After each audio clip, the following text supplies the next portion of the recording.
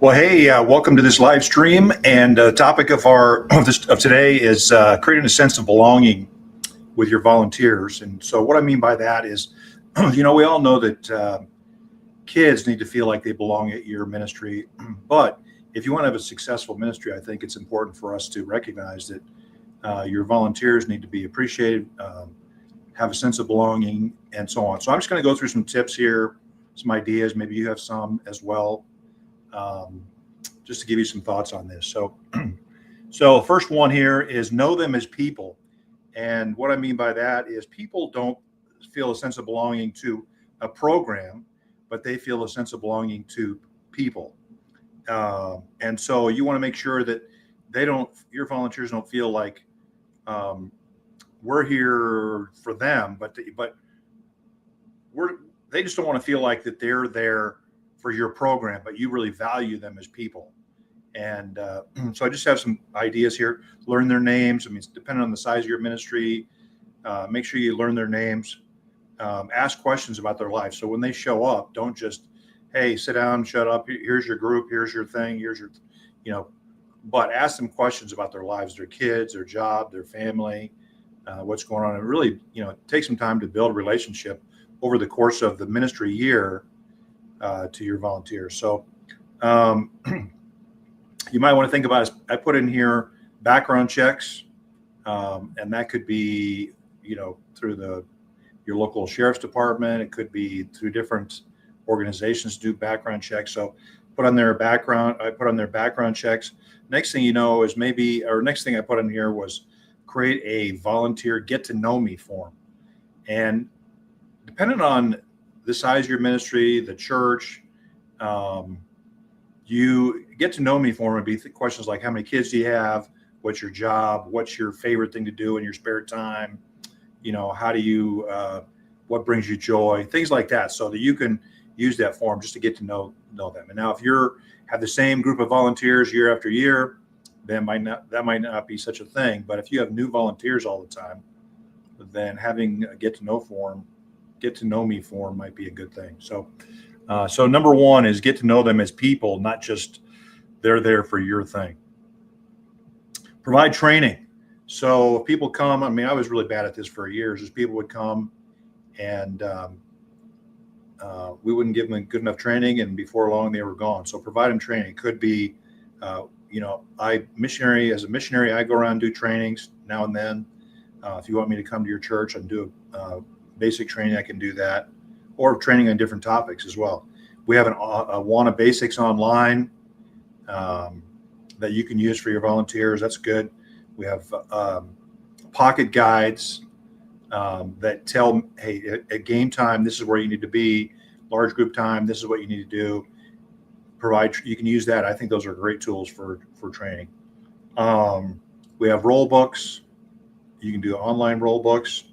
The other thing to think about too is, can you have your new volunteer shadow a veteran for a week or two? So as far as training, you could give them a roll book, you could give them the online training, and then have them shadow a volunteer. So this especially applies to people who volunteer mid club year, and so they might not have been there for the kickoff meeting and the basic training and all that kind of stuff. So how are you going to assimilate them into your ministry and make sure they know what's expected of them, and they know, because people want to know what to do, and if they don't feel like they know what to do, they might leave. So provide some training.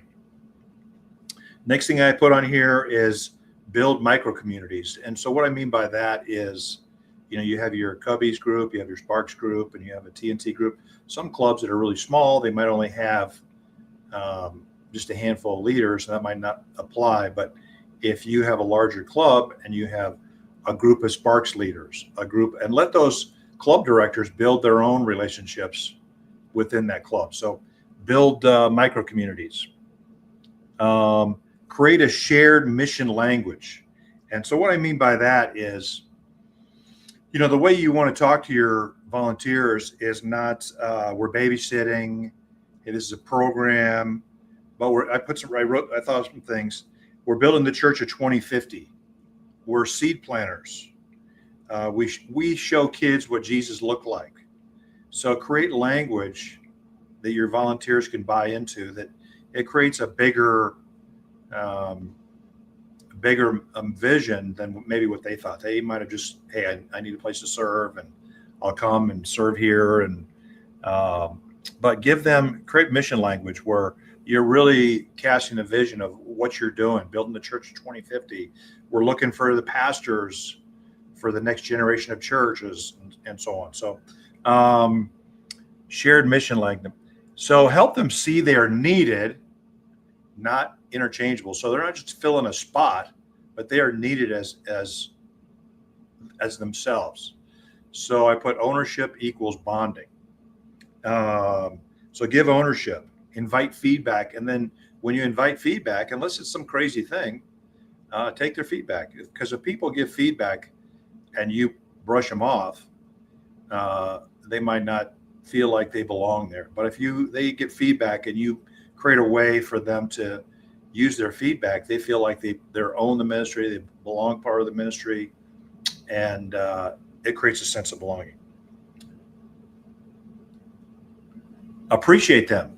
And so, people know you appreciate them when you appreciate them. And so make sure they know they're valued. You can, some people will give out cards. Some people might want to have greeting cards at Christmas time. Let the pastors of your church sign the thank you cards. At the end of the year, you provide some kind of a gift. It doesn't have to be much. Provide some kind of a gift. You have a leader appreciation dinner, but really appreciate them. And like I say, they'll know that they're appreciated when they're appreciated, when they really are appreciated. Invest in them spiritually.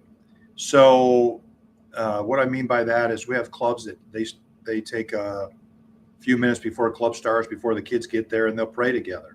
Some clubs will do devotions together. They can do a YouVersion plan together. Some clubs will have a leader, ask the leaders to do verses. You could do that. Some just do all kinds of things where you invest in those leaders spiritually. Protect them from burnout. And so you can give them, sometimes clubs will rotate schedules. So they'll have a different person doing a large group time every week. So that way it's not so overwhelming for any one person, a different person doing various things, game time, but rotate so that they don't get burned out doing one job. The other thing you can do is create strategic breaks in your club calendar. And so what we would do is Thanksgiving week, the kids, we would meet for club that week. And then the week before, we did our Grand Prix that week, but some clubs will do some other special night that week that the leaders aren't needed quite as much. So they can just come and have fun with the kids. So now you've given them 2 weeks off. Or the 2 weeks where they don't have much responsibility.